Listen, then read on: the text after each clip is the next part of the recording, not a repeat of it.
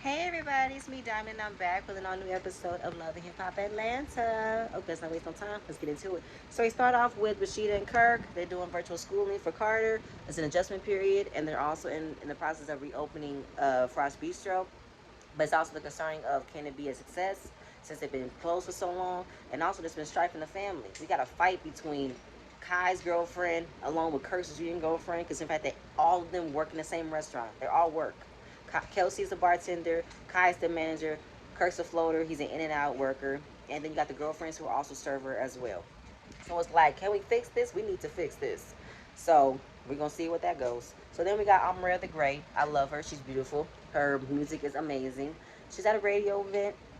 Excuse me.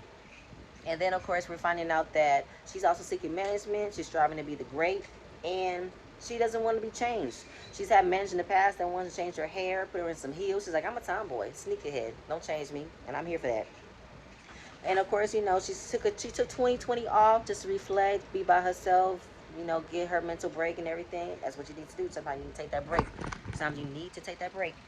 So young baby Tay comes up and she says, hey, what's up? She's followed her on Instagram. They linked up. They both make great music together. So of course it's like a what's the word? I can't find that word, but it's a uni vibe. They both love each other's music and they both want them to be great, and I am here for it. So then we get Yandy. Yandy's in Louisville, Kentucky, to be at the rally for the anniversary of Breonna Taylor's death. And you got Until Freedom, Tanika Mowry. Her mother is there, so they just want justice. That's it. That's all we want. Coming to find out, we see the place where Yandy got arrested. So Mendices is a little bit concerned because if he gets arrested or Yandy gets arrested, he steps in, that's a violation of his parole or he's on probation. So he's really concerned, but he's gonna stick it out because he loves Yandy and he loves what she's doing. So then we get into Erica. Erica's sitting at home. She's obviously feeling alone. Her sister visits, and she's going through the highs and lows of I did not think it would be this hard to be where I'm at right now. You would think that I would get it. I've been a single mom, and now I found my husband. I have a kid. I would think this is cool, right? This is good. I'm good. But no. When she went to the doctor for an annual checkup, she found out she was 5 months. And like when I saw that scene, I'm like, this reminds me of Tara from Love and Hip Hop New York when she found out she was she was this far along with another baby by Peter. I'm like, how could you not know? As women, we're like a mental, like we know what happens to our bodies when things have been changed, things have been new. We know. So it's like I'm not really believing the fact that she's now finding out that she's pregnant at 5 months because I follow Erica and I followed her weight loss journey after Sapphire, and her snapback was on point. It was amazing. So and then last episode we could tell you getting a little pudge around the middle. We could tell. So we're not stupid. So of course it's the whole point of how do we get here? Safari's like, I cannot wait to have kids, cannot wait to be a family, a husband, but then of course he's MIA. MIA when things get tough. There is no easy handbook on being married. There's no easy handbook having kids. You just gotta work through it. But you gotta find laughter. You gotta find happiness. You gotta find love. The love is supposed to like pretty much save you through all those things, basically. So she said she felt alone, and she's in fear of. She tells Safari that they're having another baby.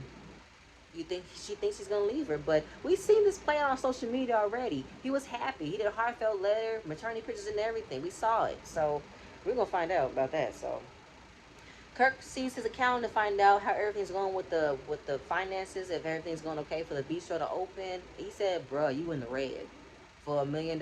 You in the red." He's like, "What? Yes. Let me speak clearly so you can understand me." So of course he's like, "We gotta talk inventory. You got spoilage." And then Kirk chimes in and said, "Okay, well I have noticed his drinks floating around." I'm like, "You mean tell me that Kelsey is not monitoring who's keeping tabs on who's paying for the drinks, open bar type of things? Are y'all allowing y'all friends to come in and get drinks when they're not supposed to pay them? Like, what's happening?" So of course he's still concerned about the conflict. All the siblings are not talking. And he wants to get that fixed. So he's holding a staff meeting. So then we see Young Jock. He's also arriving at the Louisville, Kentucky. He wants to be about it as well. He wants to protest something that matters, and this is a matter. And he's just concerned about the fact that too many lives taken away by the police, and there is too many lives. And then, we got the other co-founder of Until Freedom, my son Lennon, who's also on the season of Couples Therapy. And he was like, after I got out of prison, he did 7 years. And then when he's known for the industry, he started coming into the activism world. People thought it was fake, like he was trying to boost his career. I thought that about Yandy, but proved me wrong. She's really about this. So it's like, Mendici chimes in and said, you know what, that's crazy how people think like that, because the way that the justice system is set up is complete bullshit. It's no win for us. It's always like a question mark. It's always like we're never getting nothing done when things should be done. And it's like my son was like, it's crazy, when I was in prison, I would see 18-year-olds getting ridiculous ass charges for simple things. And I'm like, you are damn right. You damn right. An 18-year-old could get damn near 25 years for stealing a candy bar. But yet we got this white motherfucker who's 45 years old killing folks in the church, raping little girls, and killing off animals and shit and eating them. Oh, he'll get 2 years and possibly 15 years probation, and that's it. But he's not going to do hard time, because y'all don't want white folks to do hard time. For I don't know why. The most heinous crimes be of white people. They do the most heinous crimes, but yet they get slapped on the wrist. It's bullshit. So, they want to do better. They want to teach their kids differently. Have them make different choices and not let it be like this. And it's really, like, annoying. It really is annoying, and I don't like it at all. I really don't. And Mendici was like, I've met CEOs in prison, and they told me when they see something wrong and they try to, like, say something, it's always that fear of if they was to say something that was wrong, they could get fired. And they feel like, why would I get fired? This is how I make my money. This is how I feed my family. But it goes to that statement. When things are wrong in a job, people getting more hours, people getting more pay. If I was to say that's wrong, what about my check? I work the same amount of hours as she do, so why am I not getting paid the same way? First line, they're gonna say, if you don't like your job, you can leave. That's not your first, that shouldn't be your first thought. You should be like, okay, let's see if we can fix it. What happened to understanding and hearing when a coworker is telling you something is wrong? What happened to that? You just want to cut them off and fire them?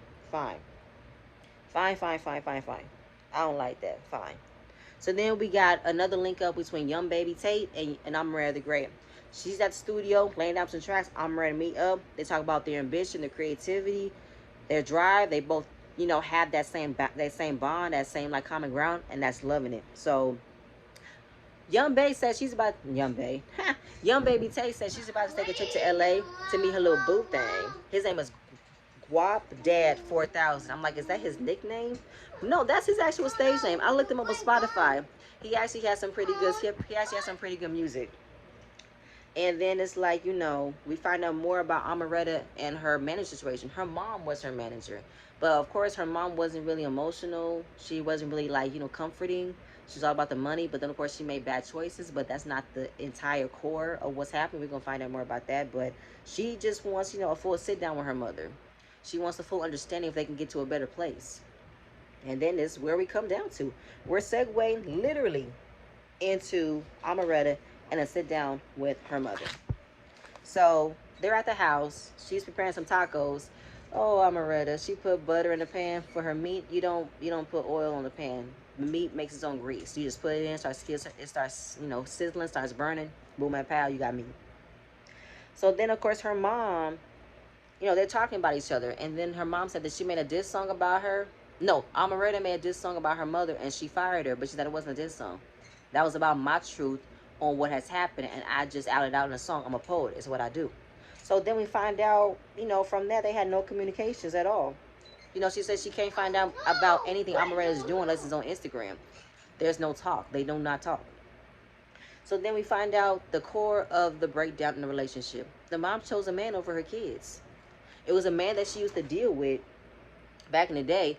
And then it came down to the point where he nearly manipulated the mom to treat her kids a different way because he wanted the love all to himself. He wanted her love for him. And that's when the abuse came, the disrespectful came. And then as she's telling her mom was like, you lying. That never happened. You just making up a story. That's you lying. I'm like, how was she lying? It's not far-fetched. And the way that you're acting, it's true. Because then the one thing she agreed on was that this man was abusive. She said, I agree with you on that. So how can you not say that the man that was in the house pretty much forced you, manipulated you, poisoned you, and to choose a man over your kids? You did. But then she wants to throw it in Amarett's face. It's like, oh, you mad because I couldn't give you the dad that you wanted. And I'm like, wow, really? Turns out Amarena's dad died a year after she was born. But at the same point in time, it's like, even if you saying that, y'all had a good relationship up until that point when that man came in and disrupted your life. That's what happened. But it be really killing me when a woman would choose a man over her kids. It's like you feel like you're not complete unless you have a man. That's not true. You need to be complete with ones who love you. If a man is telling you to choose between him and your kids and you choose him, it's like that. It's that statement that I never like to say, but it's like certain women who think like that should never have kids. And think that a man is supposed to just come in and fix everything. You need to fix it for yourself. You're the mom. If that man is not trying to be there for all of y'all, then he can go ahead and kick rocks because he's not there for them. And if he's not there for them, then he's not there for you. When you are a package deal, you're going to love me and my kids. Not just me, because that's not what I'm about. My kids come first through everything. So dick, you can get dick anywhere. But for this shit, no. Good night and goodbye. So we back to Frost. We're back to the Frost meeting. They're meeting up. And we come to find out about the breakdown of the fight. And Kirk is like, he's going down the list. Y'all, I want this for it to be in the family. I wanted us to like manifest from this. I want us to grow from this. But then he goes on to say, I got kids. I got grandkids. I got to live my lifestyle. I'm like, grandkids? Don't Kelsey just have one grandkid? Did Kirk Jr. have kids too? Okay. I'm like, but then he's feeling the brunt of being the breadwinner for everybody, which sucks. But when he said my lifestyle, I'm like, lifestyle? What have you been doing, Kirk? Rashida, check your statements, check your receipts, check your money, because Kirk doing something. When he said his lifestyle, Rashida looked at him and was like, oh, it's about you now? It's not about our family? Okay. Because she just opened up the press store. She just opened up press. Just opened it up. So it's like, what happened? So then it's like, after that happened, Kelsey said it's favoritism. And he's like, what you mean? After the fight happened, me and Kirk Jr.'s girlfriend was suspended, and we see Kai and his girlfriend on the schedule. I'm like, ooh. She said that's favoritism and that's bullshit. So he's like, okay, we were short staffed and Amina was expo. When he said that, I'm like, okay, I can understand parts of that, but I can also stand Kelsey's point. That's bullshit. See, that's the whole thing about working with family. You're gonna have to employ other people. Other people is gonna have to work in that restaurant, Kirk. I don't care if you want to give them the family discount. I don't care if you want to not pay them fully, but you're gonna have to hire more people. Hire. And if there is a number of people who was doing foul, causing fights, they all need to be reprimanded. Everybody should be on a fucking schedule.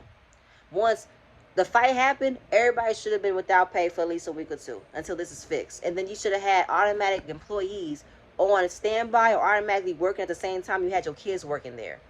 So that's on you. You want to keep it in the family. I get that. I really, really do. But at the same time, you're going to have to think smart as a business. You need to hire more people. Hire more staff people. Don't do that. And then Kelsey feels like the girlfriends are interfering me and my brother's relationship. And I don't like that. I want us to still be that bond. And then we find out Kai has an attitude. Kai does not know how to speak to people right. He speaks to people so wrong, so harshly, and you're the manager. You're supposed to have professionalism, etiquette. Don't do that. Then, of course, he's like, Kai never wanted to be manager. So I don't know if it's a stigma they gave him the manager position because that's Rashida's son she has with Kirk. So it's like, my son gives me the manager and trump you and your stepkids.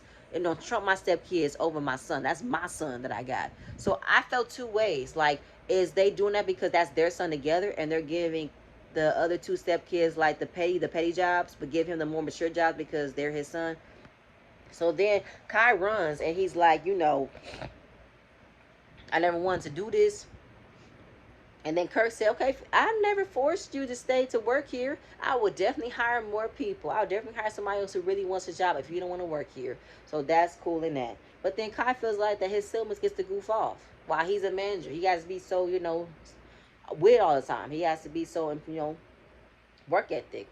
Then, of course, we segue into seeing Carly. We got Carly in this scene right now. Carly arrives in Kentucky. Then, we're seeing the Muhammad Ali exhibit. That looks fun. We got the dinner because they never had a breath because they've been, fighting for it for so long. And they never had a break to, just think about what they've done, what they are going to continue to do. And Tamika thanks everybody for being there. And they say, we thank you for being a soldier, for being so strong about what happened to your daughter. We thank you. And then, of course, in the middle of this scene, we see a little Portia cameo. Portia Luther King right here doing a little cameo about, the justice for black women and everybody else. I'm like, okay, Portia, I see you. I saw that tattoo, though. And then, of course, I believe that's where it ends, because that's all that really happened. Let me know if I don't skip nothing, because I literally think that's all it was. Oh, wow. That was basically it. That was basically it. Dang. Huh. All right, y'all. I guess that's all I got for today. Let me know if you guys like my content. Please subscribe to my channel. All right, see y'all later. Bye.